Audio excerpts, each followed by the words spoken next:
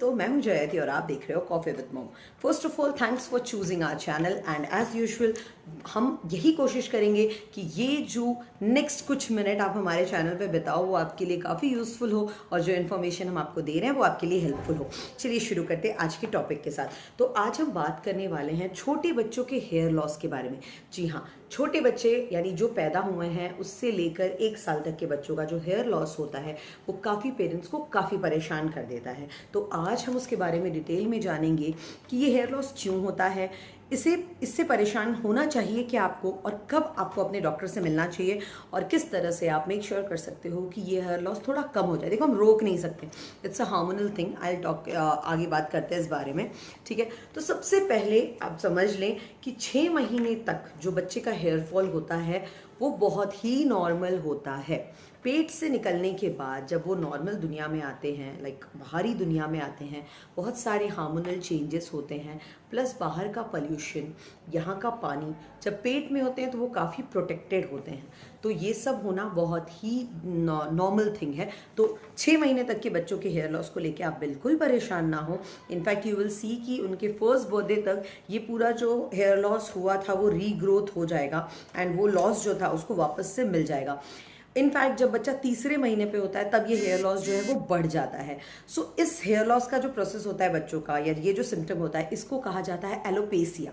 जी हाँ, alopecia hormonal changes से लेकर स्लीपिंग पोजीशन तक होते हैं। हम एक एक करके इनके कॉजेस के बारे में जानते हैं, लेकिन इतना बता दें कि ये ज़्यादा टेंशन लेने वाली बात नहीं होती है and in most of the cases ये बहुत ही नॉर्मल होता है और अपने आप रीग्रोथ हो जाता है। मैं बार बार इसे इसलिए रिपीट करूँ क्योंकि ये पेरेंट्स काफ़ी परेशान होते हैं, ठीक है। बात करते हैं कॉजेस की, तो कॉजेस भी प्रीटी हार्मलेस होते हैं इसमें, ठीक है। सबसे पहले आता है टेलोजन एफ्लूवियम। नाम पे मत जाओ, मैं बहुत ही सिंपल तरीके में समझाती हूँ। जब छोटा बच्चा पैदा होता है ना, उसके सर पे जो फॉलिकल्स होते हैं ना, जो अपने एक एक बाल जिस होल से निकलता है, जिस छेद से हमारे सर से निकलता है, उस छेद को कहते हैं फॉलिकल्स।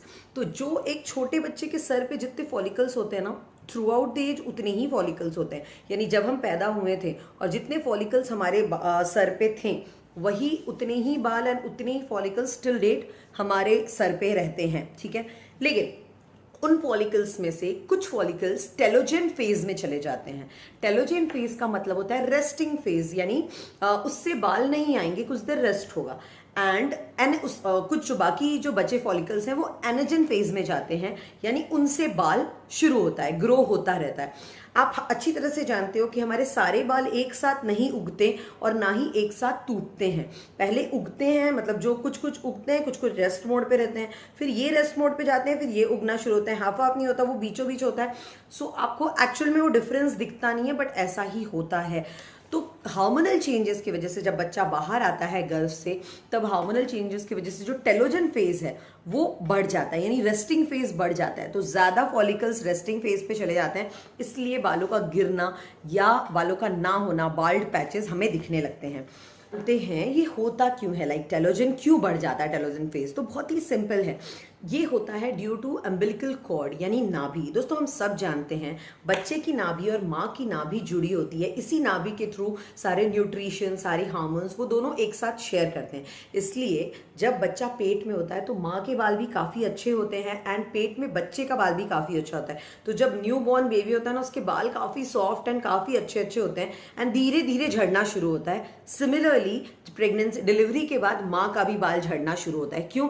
क्योंकि अब ये अम्बिलिकल कॉर्ड कट गया है, तो जो अच्छे अच्छे हार्मोन्स दोनों शेयर कर रहे थे एक दूसरे के साथ, उसका सोर्स कट गया है। इस वजह से दोनों का हेयर लॉस होना शुरू हो जाता है। तो सिमिलरली जैसे post delivery postpartum hair loss माँ के अंदर होता है, वैसे ही आफ्टर बर्थ हेयर लॉस बच्चे के अंदर होता है। इसलिए इसमें ज्यादा टेंशन लेने वाली बात नहीं होती। सेकंड जो कॉज होता है वो होता है फ्रिक्शन एलोपेसिया, यानी बाल झड़ना ड्यू टू फ्रिक्शन। इसका एक मेडिकल नाम भी है, I won't go in that. तो होता क्या है, बच्चा मोस्ट ऑफ द टाइम ना अपने बैक पे ही होता है, राइट। आप चाहे उसको स्ट्रोलर पे रख रहे हो, प्रैम पे रख रहे हो, क्रिब पे रख रहे हो, बेड पे लेटा रहे हो, तकिए के सहारे हो या बिना तकिए के सहारे हो, वो होता इसी तरह से, राइट। तुरंत तो टर्न वन करेगा नहीं वो।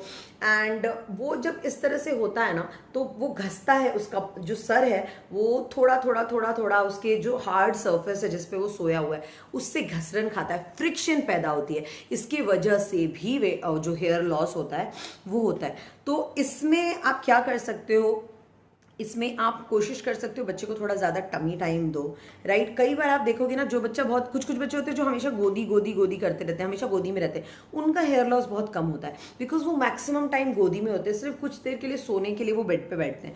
सो उनका हेयर लॉस काफ़ी कम होता है, ठीक है, इस रीज़न के वजह से। ये है फ्रिक्शन एलोपेसिया। इसमें भी आपको देखा जाए तो टेंशन लेने की जरूरत नहीं। आप देखो कि जैसे ही बच्चा खुद से टर्न होने लग रहा है या खुद से उठने लग रहा है, स्पेशली 7th मंथ के बाद, ये जो लॉस था ना वापस से रीगेन होने लगता है, नॉर्मल लगने लगता है। नेक्स्ट इज डिलीवरी और मदर। अब माना जाता है कि अगर जो माँ है ड्यूरिंग प्रेगनेंसी या ड्यूरिंग बच्चे की डिलीवरी, अगर वो 34 एज से कम है तो भी ये हार्मोनल चेंजेस की वजह से हेयर लॉस होता है। अगर वजाइनल डिलीवरी हो रही है एंड फुल टर्म में डिलीवरी हो रही है, बच्चे ने अपना फुल टर्म खत्म किया है एंड जो डिलीवरी है वो वजाइनल डिलीवरी है, सी सेक्शन नहीं है, तो भी बच्चों के काफ़ी बाल झड़ते हैं। ओके, नेक्स्ट जो रीज़न है वो है क्रैडल कैप। अब हम सब जानते हैं क्रैडल कैप कोई खतरनाक वाली चीज़ नहीं होती है। बहुत सारे बच्चों के ना सर पे देखा जाता है कुछ कुछ पैचेस में ना I would say hard and dandruff की तरह का शेप का हो जाता है, राइट। उनको उससे कोई जलन नहीं होती, कोई दर्द नहीं होता, हमें देखने में गंदा लगता है तो हम उसको निकालने की कोशिश करते हैं। तो कई बार क्या करते हैं, उसको निकालने के चक्कर में हम उनके बालों को भी उनके हेयर लॉस को भी हम हमारे वजह से वो हो जाता है। तो क्रेडल कैप एक रीजन है। क्रेडल कैप कोई खतरनाक बात नहीं है और इसके बारे में डिटेल में हम कल बात करेंगे। Cradle cap is one of the reason. Next reason आता है रिंगवॉर्म। जी हाँ, हम कई बार देखते हैं, देखो दाद खाद खुजली जो बच्चों को लोगों को होती है, so it is a contagious disease. आप सब जानते होंगे, छूत की बीमारी होती है। सो अगर घर में किसी को है ये बीमारी या किसी को भी है और उससे बच्चा टच हो रहा है, चाहे वो ब्रश के थ्रू ब्रश शेयर करने के थ्रू हो, कोई कपड़ा टच करने के थ्रू हो या डायरेक्ट टच हो, ये रिंग वॉर्म जो होता है वो फैलता है। रिंग वॉर्म एक्चुअली में कोई वॉर्म नहीं है, ग्रुप ऑफ क्या कह सकते हैं, ग्रुप ऑफ फंगाई है। ओके, इसकी वजह से ये बीमारी होती है। इसकी वजह से भी बच्चों को जब रिंग वॉर्म का सिम्टम दिखने लगता है तो भी बाल झड़ते हैं, ठीक है। And last but not the least, इसका एक रीजन और होता है एलोपेसिया एरियाटा। इसमें क्या होता है, अगर बच्चे के इम्यून सिस्टम में कोई डिफेक्ट है तब वो बच्चों के हेयर फॉलिकल्स पे इफेक्ट करता है और बच्चों का बाल झड़ना शुरू होता है। तो टू बी वेरी फ्रैंक, आपको डॉक्टर के पास सिर्फ 2 ही सिनारियो में जाना चाहिए। अगर आपको डाउट है कि बच्चे को रिंग वॉर्म के सिम्टम्स दिख रहे हैं या बच्चों के एलोपेसिया एरियाटा यानी इम्यून सिस्टम में डिफेक्ट के सिम्टम्स दिख रहे हैं, बस इन दोनों केसेस में आपको डॉक्टर के पास जाना चाहिए तुरंत के तुरंत, अदरवाइज इट्स टोटली नॉर्मल, ठीक है। अब ट्रीटमेंट की अगर बात करें तो दोस्तों विद इन अ ईयर ये अपने आप रीगेन हो जाता है। तो इसके सच कोई ट्रीटमेंट के लिए आपको भागा दौड़ी करने की बिल्कुल जरूरत नहीं है। डॉक्टर के पास आप तब जाओ जब रिंग वॉर्म है या फिर एलोपेसिया एरियाटा है। बच्चों को टमी टाइम ज़्यादा लाइक 1.5-2 महीने के बाद से बच्चे को थोड़ा थोड़ा आप टमी टाइम देना शुरू कर देते हो। तो जितना आप टमी टाइम दोगे बच्चों को, फ्रीक्वेंटली देते रहना, लाइक थोड़े थोड़े इंटरवल में बच्चों को टमी टाइम देते रहना, एक बार में पेट के बल नहीं सुला देना है, तो बच्चों का बाल घिसरन कम होगा और वो उस घिसरन की वजह से हेयर लॉस होता है वो रुक जाएगा। लेकिन हाँ, प्लीज ये चीज ध्यान रखना कि सुलाते वक्त बच्चों को हमेशा पीठ के बल ही सुलाना, कभी भी साइड में करके, स्पेशली 6 महीने तक साइड में करके या पेट के बल कभी मत सुलाना, बैक के बल ही सुलाना। आपके बच्चे के लिए बहुत खतरनाक साबित हो सकता है अगर आपने उसको साइड में या पेट के बल सुलाया तो। नेक्स्ट, जो आप बेबी शैम्पू यूज कर रहे हो तो मेक श्योर करो आप बेबी शैम्पू जो स्पेशली बेबीज के लिए बना है वही आप शैम्पू बच्चों के लिए यूज कर रहे हो। I would suggest Mamaearth, Johnson's baby का नो टीयर शैम्पू या फिर अवीनो का शैम्पू।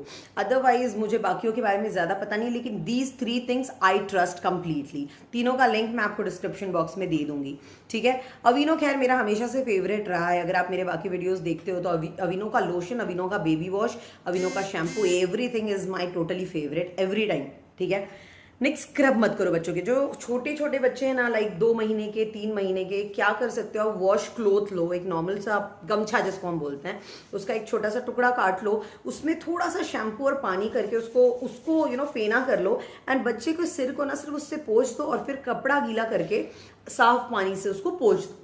उनको से स्क्रब करना, ये सब करने की कोई जरूरत नहीं। कई बार ना क्रेडल कैप अगर पेरेंट्स को दिख जाता है ना, उनको लगता है यार कितना बहुत बड़ा प्रॉब्लम हो गया, तो उसको घसना शुरू कर देते हैं। Don't do that. इससे आप बच्चों के फॉलिकल्स को नुकसान पहुंचा रहे हो, जिसकी वजह से ये हेयर लॉस अभी नहीं हो सकता है परमानेंट हो जाए। तो प्लीज बच्चों के बाल को, बच्चों के सर को कभी भी घसना मत।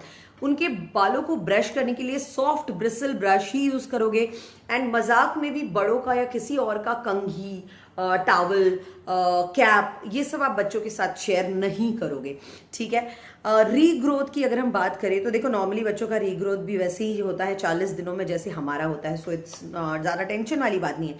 लेकिन बच्चों में आप कई बार देखोगे ना कि जैसे अगर पेट का जो बच्चा बच्चा जब पैदा हुआ है तब उसके बाल ना एकदम पतले पतले, एंड एग्जाम्पल दे रही हूँ मैं, ठीक है, लाइट कलर के हैं, स्ट्रेट हैं, और वही जब उसका जो पार्ट में मान लो बाल्ड हुआ है और वहां जो नए बाल आ रहे हैं ना वो थोड़े मोटे डार्क कलर के एंड ब्राउन आ रहे हैं, तो आपको टेंशन लेने की जरूरत नहीं, क्योंकि ये डिफरेंट हेयर्स जो होते हैं ना वो बहुत ही नॉर्मल है। बच्चों के अपने हार्मोन्स, बच्चों के अपने जेनेटिक्स के ऊपर डिपेंड करता है। सो आई होप ये था हमारा आज का वीडियो। आई होप आपको हमारा आज का वीडियो पसंद आया हो। मैंने मेक श्योर किया है मैं जितनी ज्यादा इन्फॉर्मेशन आपके लिए ला सकूं और एकदम सिंपल वे में आप तक पहुंचा सकूं। Thank you so much for watching coffee with mom. Please इसी तरह हमें सपोर्ट करते रहिए। वीडियो पसंद आए तो लाइक कीजिए और हमारे चैनल को सब्सक्राइब करना मत भूलिए। Thank you so much.